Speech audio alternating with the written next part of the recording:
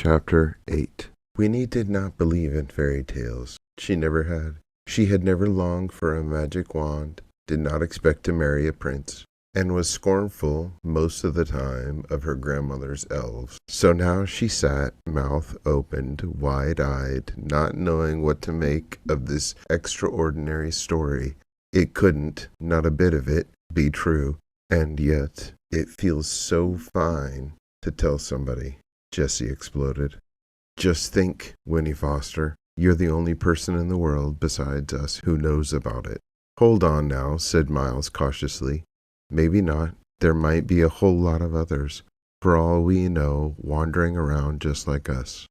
Maybe, but we don't know them, Jessie pointed out. We've never had anyone but us to talk about it to. Winnie, isn't it peculiar and kind of wonderful? Just think all the things we've seen in the world. And all the things we're going to see. That kind of talk will make her want to rush back and drink a gallon of the stuff, warned Miles. There's a whole lot more to it than Jessie Tuck's good times, you know. Oh, stuff, said Jessie with a shrug. We might as well enjoy it long as we can't change it. You don't have to be such a parson all the time. I'm not being a parson, said Miles. I just think you ought to take it more serious. Now, boys, said May. She was kneeling by the stream, splashing her face and hands with cool water. Whew, such weather, she exclaimed. Sitting back on her heels, she unfastened the brooch, took off her shawl, and toweled her dripping face. Well, child, she said to Winnie, standing up, now you share our secret. It's a big, dangerous secret. We got to have your help to keep it. I expect you're full of questions, but we can't stay here no longer. We got to take you home with us. That's the plan. Tuck, he'll want to talk it out. Make sure you see why you can't tell no one. But we'll bring you back tomorrow, all right? And all three of them looked at her hopefully.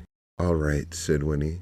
She decided there wasn't any choice. She would have to go. They would probably make her go anyway, no matter what she said. But she felt there was nothing to be afraid of. Not really. They seemed gentle and in a strange way childlike. They made her feel old, and the way they spoke to her, the way they looked at her, made her feel special, important. It was a warm, spreading feeling, entirely new. She liked it, and in spite of their story, she liked them too, especially Jessie. But it was Miles who took her hand and said, It's really fine to have you along, even if it's only for a day or two. Then Jessie gave a great whoop and leapt into the stream, splashing mightily. What'd you bring for breakfast, Ma? He cried. We can eat on the way, can't we? I'm starving. So with the sun riding high now in the sky, they started off again, noisy in the August stillness, eating bread and cheese. Jessie sang funny old songs in the loud voice and swung like a monkey from the branches of trees, showing off shamelessly for Winnie, calling to her,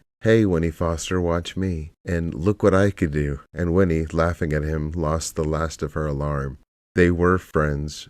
Her friends. She was running away after all, but she was not alone, closing the gate on her oldest fears as she had closed the gate of her own fenced yard. She discovered the wings she'd always wished she had, and all at once she was elated. Where were the terrors she'd been told she could expect? She could not recognize them anywhere. The sweet earth opened out its wide four corners to her like the petals of a flower ready to be picked, and it shimmered with light and possibility till she was dizzy with it.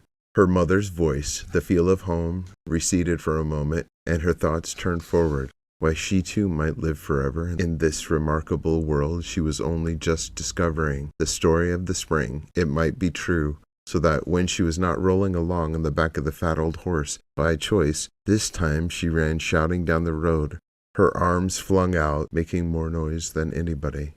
It was good, so good, in fact, that through it all not one of them noticed that the man they had passed on the road, the man in the yellow suit, had crept up to the bushes by the stream and heard it all, the whole fantastic story. Nor did they notice that he was following now, beside the road far behind, his mouth above the thin gray beard, turned ever so slightly towards a smile.